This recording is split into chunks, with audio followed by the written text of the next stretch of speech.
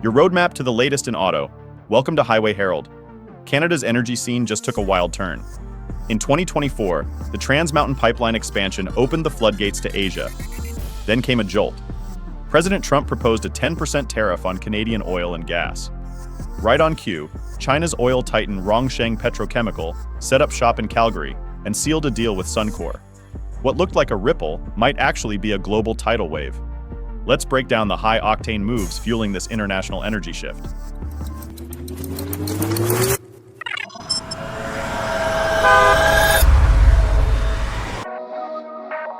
Number 1, China takes the wheel. Rongsheng's Canadian game plan.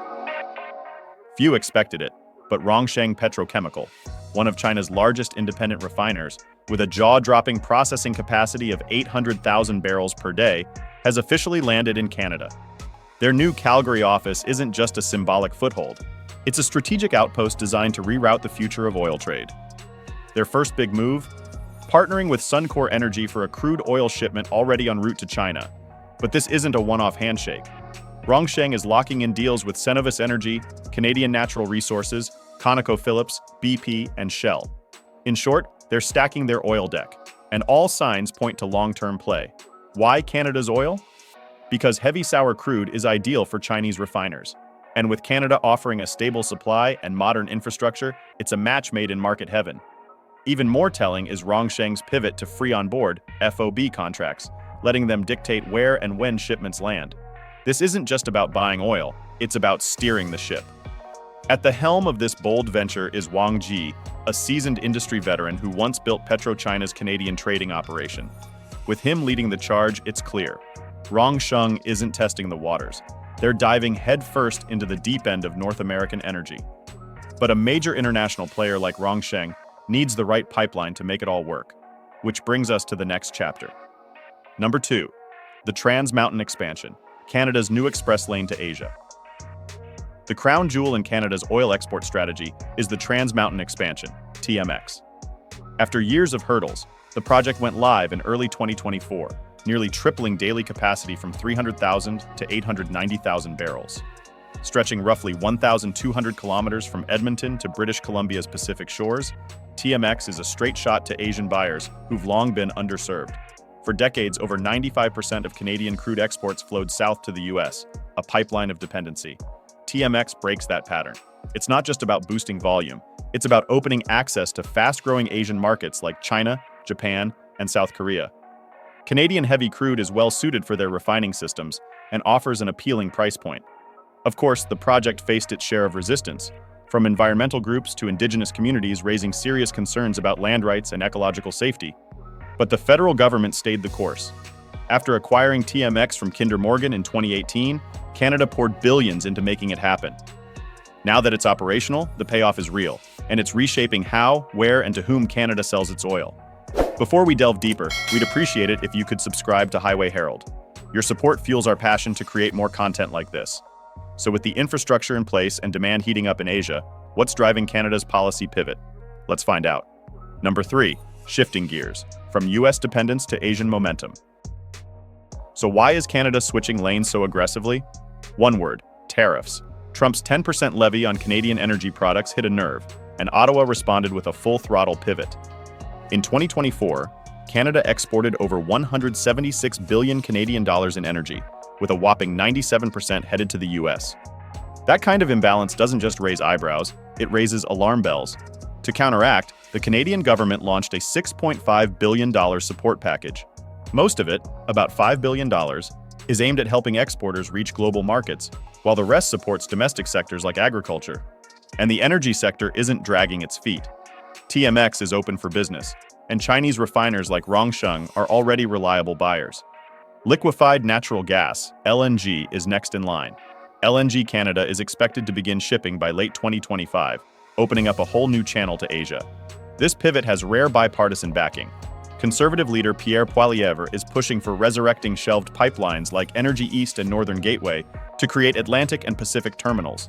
Prime Minister Mark Carney is even floating the idea of Arctic-bound export routes aimed at reaching Europe. The message is loud and clear. Canada's energy market is no longer just America's backyard. It's going global, fast. But while Canada is looking east, tensions to the south are heating up, and energy is right in the crosshairs. Number 4. Oil diplomacy, tariffs, tensions, and tactical shifts. The emerging Canada-China energy relationship is unfolding against a backdrop of growing turbulence across North America. What used to be a predictable energy exchange is now a high-stakes geopolitical chess game. For decades, U.S. refineries, especially those along the Gulf Coast and throughout the Midwest, relied on Canada's heavy crude, importing about 4 million barrels per day. But with the Trump administration dialing up tariff threats, that stream faces real disruption. Canadian officials warn that U.S. gas prices could surge by 75 cents per gallon almost overnight if cross-border energy gets taxed. That would ripple across the entire U.S. economy, raising costs for refineries, businesses, and everyday drivers. Meanwhile, Canada and China have their own history of tit-for-tat tariffs on EVs, steel, aluminum, and agricultural goods. But somehow, crude oil remains untouched. It's too essential, too politically insulated. Even with tensions simmering, China ramped up its imports of Canadian crude by 22% in 2024, reaching 184,000 barrels a day. Oil has become the one bridge both countries are too cautious to burn. In the shadows of political drama, business continues to flow, and that flow is shaping a new global energy dynamic. But Canada isn't just banking on oil, it's building a whole new arsenal of exportable energy. Let's take a look. Number 5. LNG, hydropower, and Canada's expanding energy arsenal. While crude oil is making headlines, natural gas is quietly gearing up to steal the show. LNG Canada, an enormous export terminal in Kitimat, British Columbia, is set to begin shipping liquefied natural gas to Asia by 2025. Backed by powerhouses like Shell and PetroChina, it's the next big step in Canada's diversification playbook. Right now, nearly all of Canada's 8.6 billion cubic feet per day of natural gas heads to the US. But with this new infrastructure, that's about to change. The Pacific is open for business, and Tokyo, Seoul, and Beijing are all waiting at the dock. And it doesn't stop with gas. Canada's electricity exports, mostly from hydro-rich provinces like Quebec, Ontario, and British Columbia, topped 40 terawatt-hours in 2024, all sent south to fuel the US grid. It's a quiet reminder that Canada isn't just a fossil fuel supplier, it's a well-rounded energy heavyweight. Zooming out, the Indo-Pacific region represents over $47 trillion in economic activity and a population of more than 4 billion. That's where the future lies, and Canada is making it known. It's ready to compete. So with oil, gas, and power flowing outward, where does Canada stand in the global energy arena? Verdict: Canada's energy reboot goes global. Canada's energy playbook is being rewritten. With Rongsheng entering the market and TMX flowing west, Canada isn't just exporting oil, it's exporting influence. US refineries may feel the pinch, while Asia secures a steady stream. From crude to LNG to hydropower, Canada's showing it's more than a regional player. It's stepping onto the world stage. Is Canada's energy pivot a bold move or a risky gamble? Will this realignment reshape global energy alliances? How will US consumers react to higher energy costs? Can Canada truly challenge traditional energy powers? What does this shift mean for the EV and clean energy push? Let us know in the comments. And don't forget to subscribe to Highway Herald for more updates on the vehicles, energy, and global trends that drive our world.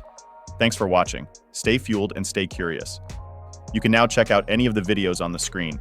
There's more exciting and informative content waiting for you.